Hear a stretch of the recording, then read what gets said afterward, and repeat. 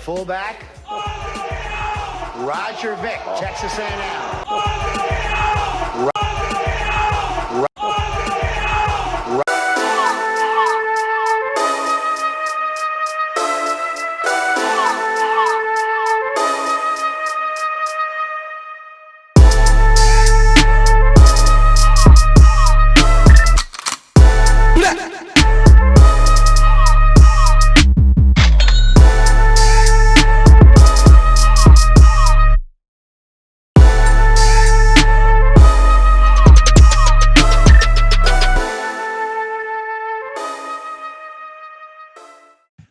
Some news that came out. Apparently, Chris Jones just signed an extension as well with the Chiefs, which is some big news. Especially after them coming off signing that big deal for, Mahomes, they come back and sign another big deal for another big player on their team. You're going to have the biggest range in the NFL in terms of your age distribution. Like you're going to have – on the spectrum, you're going to have a bunch of dudes in the old section and a bunch of dudes in the young section and not a lot of in between. The older dudes are going to be on those big-ass contracts, and they're all going to be rookies on this side. There's no middle ground to pay free agents. Yeah, true that. This just broke while we were on the show, but the Cleveland Browns are finalizing a contract that is a 5-year, $125 million extension for Myles Garrett. Wow. I wonder where that ranks for pass rushers, because didn't they want to make him a record-breaking pass rusher contract-wise?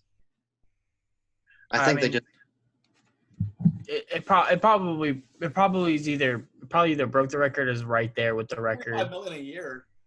Yeah. So I guess Khalil Mack's would be the contract to compare it to. Just wait till it's Nick Bosa's turn to bat. Yes, sir. Nick Bosa is going to get a monster contract. I can already tell you that. Myles Garrett is an interesting one because, he may have the biggest home run hitter in the league when he has someone else's helmet. Saw that one coming. I mean, he can knock it out of the park. Again, Cleveland is a very interesting team to watch in the years to come. I think he's a 90.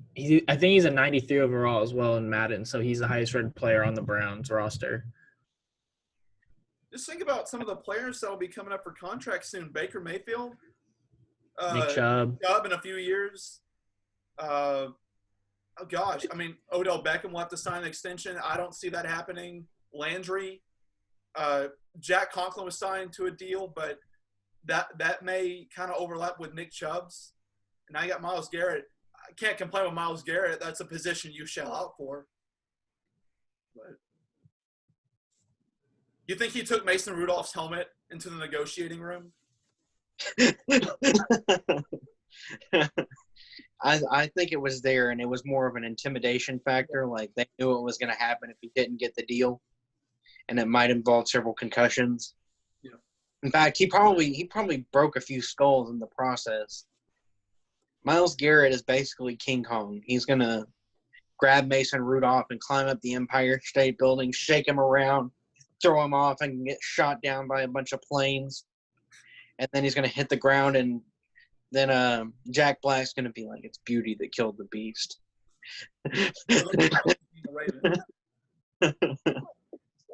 Shooting down the Browns. All right, but enough about the fucking Browns because we have a once-in-a-lifetime generational story developing before our very eyes, and it almost seemed inevitable, but it's official. It's going to be happening. Fellas, we're going to see a change in a mascot and a nickname for an NFL team. The Washington, formerly known as the Redskins, are changing their nickname. And like I said, it's been a long time coming, but I mean, thoughts for you guys? We grew up in the Redskins era. I guess most people did, but that's going to change. I don't think we've seen anything like it before, if I remember. So, I think that it's huge for an NFL team to actually change its name based on public demand. It really goes to show that while the owners more often than not flex their power in the league, it's shown that the fans are kind of the final say-so, and your sponsors are even more so that. So it's like I think Drew was going to touch on it with FedEx, but I'll leave that to him. When you've got like everybody demanding that you change your name, it's sort of like showing how public opinion can sway the league. Yeah, I mean, personally, I feel like really, I don't know who's in charge of the Redskins, but I'm just gonna say Dan Snyder, kind of, and all those guys. I feel like they were kind of bullied into the decision, because, like he did say, sponsors really do, run your organization because they have a lot of if the FedEx was talking about taking away their sponsorship of the stadium, and so therefore they were going to lose out money on that. And the Washington organization really didn't want to lose out on that money, and so they kind of were forced to to change their name, which in my opinion is a good thing. I think it needed to be changed. I just maybe wish it was maybe handled a little bit differently, but I think it's good that it is changed. It'll be interesting to see what they really change it to. We put out a poll the other day of some more so funny names, but there's some real names out there that I think can make a big difference, and we'll kind of talk about them here for a little bit. Yeah, I want to get into that. Another little breaking news, and again, this is totally not football. Just saw where a U.S. judge has said that the Trump administration has agreed to not follow through on his directive to bar foreign students from studying if their schools go all online. That would have concerned a few of my friends. That was going to be a big fuck you for me, and I was going to get involved in that. Big time. Was maybe looking to get arrested, honestly. No, not really. But very glad to see that. But yes, to the Redskins. So, Drew, Washington. Dan Snyder is absolutely 100% in charge of that team, as evidenced by the fact that they've had as many coaches as the Browns have had, like, in numbers of times. Dude, to me, out of the nicknames available, there's only one. There's only one, and it's not even close to me. The Red Tails, that's the way to go. I could see, like, the Red Wings being involved, because wouldn't you love to say, hey, we went to FedEx Field and we got our Red Wings today? Something along those lines. But the other nicknames are shit, first of all. None of them I would want under any other circumstance, but the Red Tails is too perfect. Not only does it pay homage to a historic group, the Tuskegee Airmen, it checks off all the boxes. It works. It's sweet. Hey, another thing for merchandising, so the Hail to the Redskins, the HTTR, the Red Tails fits right into that. Hail to the Red Tails. And it even rhymes. I didn't even know that till just now. So I mean, I don't think they're gonna. I think they're gonna keep the colors probably, yes. As well as their name is going to start with an R, I believe, because they want to keep that kind of everything the same. All they're gonna do is change from Redskins to something else. So I think, and I mean, I've heard Red Wolves. I don't think that one really fits. But I do believe that it's gonna start with an R. I think Red Tails is, like you said, it probably fits the best. I'll be interested to see how that process goes, because I know some processes they have where fans vote, bring in certain names. But with Dan Snyder being the owner, I assume he's probably going to make that decision by himself, 100%. They have to work with the league. Yeah, I mean, yeah, of course, yes. What kind of uniform change do you think we're going to see? Are they going to completely rehaul it? Or are they just going to change the emblem? What do you think that we'll see there? I think this year it's too late for that really process to begin. So I think really this year you'll just see the change here and a different logo. But I think in the next year or two we'll see a big process, and I think they'll have a whole rebranding of everything. But I think it's just too late in the season to really start that. I don't see a need to change the colors necessarily. I mean, Nike might make a few tweaks depending on what the logo is. I mean, there have been some. I'm not a big fan of like mock-ups because anyone can do whatever. But I've seen some mock-ups online using the Red Tails where the logo's badass and the uniforms look pretty sweet. I don't see a need. Again, this is just the biggest no-brainer of all time. Let's be honest with ourselves. It's this latest reinvigoration of the social justice movement has led us to this point, predominantly from the killings of African Americans. This is the Tuskegee Airmen. I mean, come on. It could not be served up on a better platter than this. It's just, I don't even know why we're talking about it still, other than I know they're saying that it's held up in some trademark dispute, this and that. They'll get that worked out. This is the fucking NFL. It's the NFL, so it's going to. I will say this, though, about the uniforms. I think they may change the colors, and the one reason being they do want to – I feel like they might want to separate themselves from the whole, Redskins colors and helmets and logos and everything. And a part of that is the colors. I think they'll probably keep the color red, especially if they're going to be the Red Tails, but they might change, the some of the alternate colors. It might not be yellow and red. It might be like white and red or something like that. Which, I mean, Redskin or the Washington already has those colors, but it's just we might not see the same exact colors, maybe a different shade of red as well, just because I think they're going to want to try to stretch themselves or push themselves as far away as possible from any connection to the Redskins. Pookie's the uniform guy. I'll be waiting for my mock uniforms.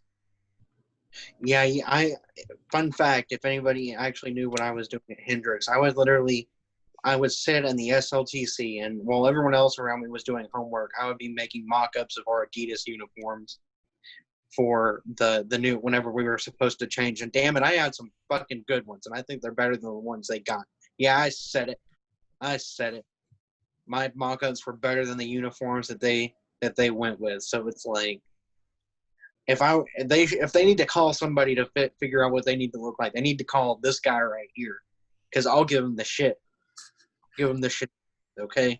We'll send this. We'll clip that and send it directly to the AD. We should have asked you for the logo design, Pook. There's a day coming when I'm going to go off on that logo. All I'm saying, Sandy, is you and I, who are not very versed in technology, probably could have come up with a better logo. Dude, it's tough, man. And I mean, but it is tough because your logo is such a big thing that everyone, like, when you see it, you know who that is. And so, with the Washington changing, like, it's a big decision, and usually it takes multiple years before they even get to this point, where they, I believe the last team to do it was the Oilers changing to the Texans. The Titans. Oh, the Titans. Sorry, my bad. The Titans. Which, I mean, was, I think that's the last big one in the NFL. Obviously in the NBA it's a little bit different, but in the NFL, I think that was the last big one. And so it's one of those things where it takes multiple years before it kind of happens. And, this took multiple months before it happened. So they probably had an idea already in place, but, a couple of years ago, I believe people were calling for Dan Snyder to change the logo, change the name. And he was like, no. And no sponsors were saying, we're going to revoke, our sponsorship if you don't change it. And I think that was the difference between this. It's just, at the end of the day, it's just dollar signs. And if you lose your sponsors, you lose a lot of money. One more thing to mention in this one is, and I didn't know this until this morning, Daniel Snyder, for the longest time since the Redskins moved from RFK to FedEx, their headquarters are in Virginia, but it's all very close. Like, probably, oh man, it's like a 20-mile radius if you also think about a triangle and such. But it sounds like he's been wanting to relocate back to DC. I don't know if he would move into RFK. I think RFK is almost out of commission now, but he wants to move back into DC, but that was never going to be an option if they didn't change the nickname. So this almost gives him an out. He's always been defiant. In many ways, I think he's like James Dolan with the Knicks, and they have too much pride, and they really don't give a fuck. Like, there are owners who don't give a fuck, but for a variety of reasons. This guy doesn't give a fuck for the sole reason of pissing off other people. He's one of those. But this also does give him an out. Like, okay, I can bend to pressure, but this also, like, actually helps me by changing the name. And I don't have to look like I folded or something. Whatever. All I'm saying is, when we're talking about pride here, I just want to let everyone know who might not see this video, if you're listening to it on the podcast, Sandy halfway through decided to take off his shirt. And he has been doing the second half of this podcast shirtless for absolutely no reason. I think he's just trying to show off to me and Pookie for some reason. No, I'm a gamer, Pookie. Pookie knows this better than anybody. I'm a gamer, and I'm like those 1970 SEC quarterbacks with the tearaway jerseys. You may get an arm on me, but I'm not going down. So even if my shirt comes off, I'm in the end zone. Nothing stopping me. Let's just be happy that he's not showing his pepperoni nipples. Yeah. You know, actually, and hey, you guys know me, I'm honest. Like, I'm not afraid to say anything or come out. I actually don't have pepperoni nipples. I can proudly say that. Not in terms – I don't mean like – it's like there are people who – okay. There are people who have abnormally large nipples no matter, like, if they're built or if they're not. And I have smaller – I'm pretty sure I was told I have smaller nipples. Yikes. I think I know who said that. Huh, Pookie? I think I know who said that.